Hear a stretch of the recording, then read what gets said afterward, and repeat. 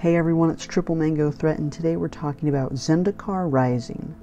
A really important thing I want to get out of the way is that fetches are being reprinted. That's right, you heard me, fetches. But we're going to expect this next year. And if you want them, they're only going to be box toppers. Next, we're talking about all the different dual lands, if you want to call them that. They're double-sided cards, lands on both sides. We can have them enter as one color or another, and we get to choose. So this is really going to help us fix our mana if we need it. So there are some new legendary creatures, and let's start off with Drana, the Last Blood Chief. For 3 and 2 black, it's a 4/4 vampire cleric. She has flying. Whenever Drana, the Last Blood Chief, attacks, defending player chooses a non-legendary creature card in your graveyard. You return that card to the battlefield with a +1/+1 counter on it.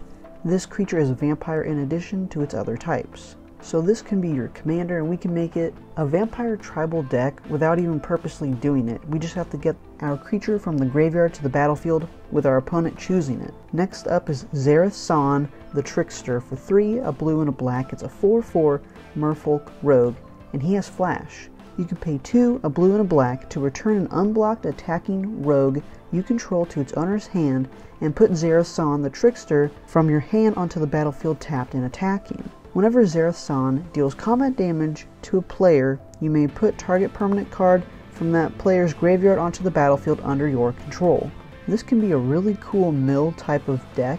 We'll make our opponents mill, and we get to take their permanents when we deal our opponent combat damage. I would really encourage cards that would give our commander double strike, because we would deal our opponent combat damage twice. Next up, let's talk about Aura, Skyclave, Harrophant. For 2, a white and a black, it's a 3/3 core cleric. He has lifelink. Whenever Aura, Skyclave, Harrophant, or another cleric you control dies, return target cleric card with lesser converted mana cost from your graveyard to the battlefield. And he also has alternate art, which I'm sure all or most of these legendary creatures have. Next, let's talk about Linvala, Shield of Seagate. For 1, a white and a blue, it's a 3/3 angel wizard. She has flying. At the beginning of combat on your turn, if you have a full party, choose target non-land permanent an opponent controls until your next turn. It can't attack or block, and its activated abilities can't be activated. We can sacrifice Linvala to choose hexproof or indestructible. Creatures you control gain that ability until end of turn. Next, let's talk about Omnath, Locus of Creation. We have all colors except black. He's a 4/4 elemental. When Omnath, Locus of Creation, enters the battlefield, draw a card. He has landfall. Whenever a land enters the battlefield under your control, you gain 4 life if this is the first time this ability has resolved this turn. If this is the second time, add red, green, white, and blue.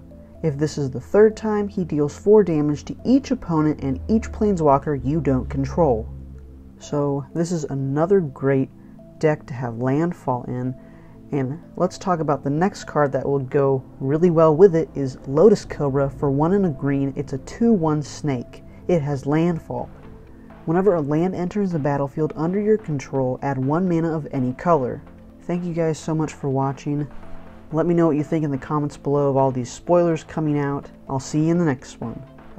Peace.